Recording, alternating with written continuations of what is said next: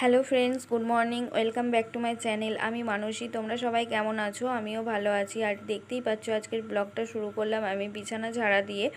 আর জানো তো, এটা আমার ঘরের বিছানা, মানে ছোটোর থেকেই আমি এই ঘরটাতে থাকতাম, ক্লাস 8 থেকে, জানো তো। আর এই দেখো, আমি বালিশগুলো থাক দিয়ে নেবো। আর যখন বোন একটু বড় হলো তখন আমার সাথেও ও থাকতো। আর এই দেখো, আমি মায়ের ঘরের বিছানাটাও সুন্দর করে গুছিয়ে নিয়েছিলাম। নিয়ে আমি নেতা বালতি নিয়ে এসেছিলাম নিচে থেকে ঘরটা মুছবো বলে। এই দেখো, অলরেডি আমি মুছতে শুরু করে দিয়েছি। জানলার বক্সগুলো আগে মুছে নিলাম, তারপর মেঝেটা মুছবো। জানো তো, ওপরের ঘরগুলো আমাদের রেগুলার না মুছলেও হয়, একদিন পর পর মুছলেও অসুবিধা কিছু হয় না, কারণ আমরা ওপরে কেউই থাকি না, শুধু রাত্রিবেলাটুকু শুতে আসি, জানো তো। আর ওপরের ঘরে প্রচণ্ড পরিমাণে গরম, থাকা যায় না, ভালো লাগে না। আর নিচের ঘরটা দেখেছো আমাদের খুব বড়, আর নিচের ঘরটাও খুব ঠান্ডা, ওই জন্য আমরা নিচেতেই থাকি। আর এই দেখো, দুটো জুতোর বাক্স নতুন কেনা হয়েছে, জুতো দুজোড়া, মানে হ্যাঁ, দুজোড়া জুতো, মায়ের এক জোড়া, আমার এক জোড়া। আর এই দেখো, আমি অলরেডি খাটের তলায় ঢুকে পড়েছি, দেখতেই পাচ্ছ একটা ইস্ত্রি রয়েছে, ওটাকে সরিয়ে মুছবো। আর একটা গামলিতে কাঁচের কিছু বাসনপত্র রয়েছে, সেগুলো সরিয়ে মুছে নেব আমি। আর তারপরে এই দেখো, আমার ঘর মোছা হয়ে গেছিলো, আমি বারান্দায় চলে এসেছিলাম। আর বারান্দায় তোমরা দেখতেই পাচ্ছ কতগুলো জামা কাপড় ঝুলছে, জানো তো।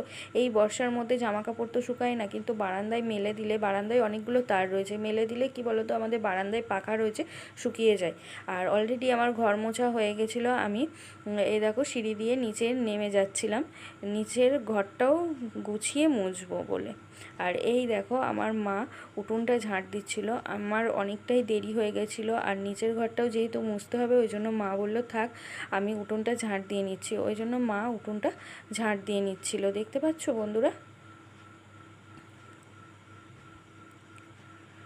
আর এই দেখো, এটা মহালয়ার দিন সকালবেলা আমি শুয়েছিলাম 8টা পর্যন্ত, খুব বৃষ্টি হচ্ছিল, তারপর উঠে নিয়ে বিছানাটা তুলে নিয়েছিলাম, দেখো। আর এই দেখো, মেঘলা আকাশ, ওই দেখো বৃষ্টি হয়েছে, উঠোনে জল জমে রয়েছে। আর তারপর নিচেই গেছি, দেখি মা চা করেছে। আর ওই দেখো, ছেলেকে চা বিস্কুট দেবে, আর মা মুড়িতে কিছু বাদাম নেবে বলেও দেখো প্যাকেট থেকে বাদাম বার করছে। আর জানো তো, আমরা চা খেতে বসলেই দুটো শালিক পাখি, সে যেখানেই থাকুক না কেন, বিস্কুটের কোটোর আওয়াজ শুনলে ঠিক চলে আসবে। শুধু দুটো না, এর সাথে 5-6টা থাকে, জানো তো, একসাথে। আজকে দুটোকেই দেখতে পেলাম, ওই দেখো বিস্কুট খেতে দিয়েছিলাম, ওরা খাচ্ছিল। খাওয়া হয়ে গেলে চলে যায়, না হলে উঠোনের সামনে একটু ঘোরাঘুরি করে।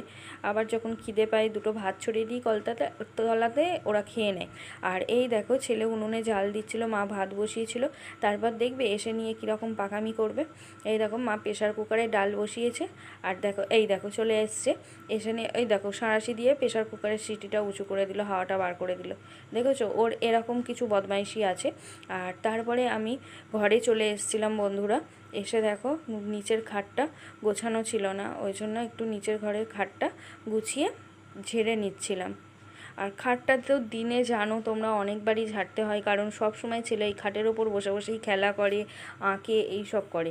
আর এই দেখো, রেগুলার কাজের মধ্যে যেগুলো আমার পড়ে, মানে ঘরের জিনিসপত্র, ফার্নিচার মোছা, এগুলো তো মুছতেই হবে, হালকা হালকা ধুলো পড়ে, না মুছলে আমি যেন মনে হয় যেন কিছুই কাজ করিনি। ওই দেখো, সব কিছু মুছে নিচ্ছিলাম। আর জানো তো, এই আলমারিটা, ড্রেসিং টেবিল, আর ওপর ঘরের যে মায়ের ঘরের খাটটা রয়েছে, এগুলো মার বিয়ের। আর এইগুলো পরে বাবা করেছিল, আলনা, ফ্রিজ, টিভি, এগুলো পরে নিচের ঘরের খাট। আর এই দেখো, আমার সব জিনিসপত্র, ফার্নিচার মোছা হয়ে গেছিলো, তারপরে আমি ঘরটা সুন্দর করে ঝাঁট দিয়ে নিচ্ছিলাম। আর কি বলো তো, ঝাঁট দিয়ে ঘর মোছার হলে না, দেখবে মানে জলটাও অতটা নোংরা হয় না, আর ঘরটাও বেশ পরিষ্কারভাবে মোছা হয়, দেখতেও বেশ ভালো লাগে। আর যদি ঘর না ঝাঁট দিয়ে তুমি ঘর মোছো, দেখবে জলটা নোংরা হয়ে যায়, আর মেঝেটা যেন কাদা কাদা হয়ে থাকে।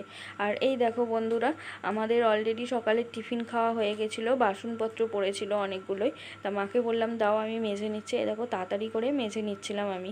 আর জানো তো, আমার ভীষণ মাথা ধরেছিল, মাথার যন্ত্রণা করছিল, মাথাতে ভালো করে তেল দিয়েছিলাম, দিয়ে এই দেখো বসে বসে বাসন মাজছিলাম। আর একটু আমার রোদ্দুরে বেরোলে সমস্যা হয়, ভীষণ মাথার যন্ত্রণা করে, জানো না, এটা আমার একটা সমস্যা রয়েছে। কেন জানি না মাথার যন্ত্রণা করে, আর হচ্ছে মানে কি বলবো, ভালো লাগে না শরীরটা যেন এরকম। আর এই দেখো আমার বাসনগুলো মাজা হয়ে গেছিলো, বাসনগুলো আমি ধুয়ে নিচ্ছিলাম।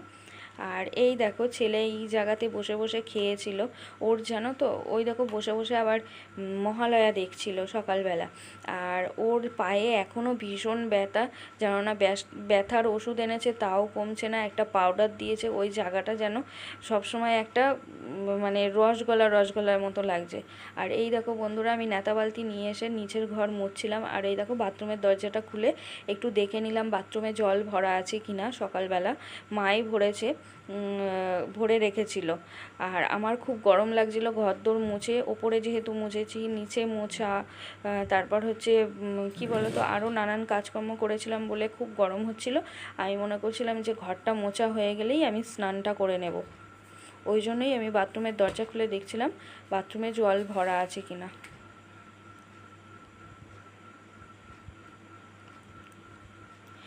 আর বন্ধুরা তোমাদের একটা কথা বলি, যদি ভিডিও ভালো লাগে লাইক কমেন্ট শেয়ার অবশ্যই করো, আর চ্যানেলটি সাবস্ক্রাইব করে আমার চ্যানেলের পাশে থেকো তোমরা। তোমাদের একটা লাইক কমেন্ট আমার কাছে অনেক বড় পাওয়া, জানো তো। ওই জন্যই তোমাদের বারবার করে বলি যে ভিডিও যদি ভালো লাগে লাইক কমেন্ট শেয়ার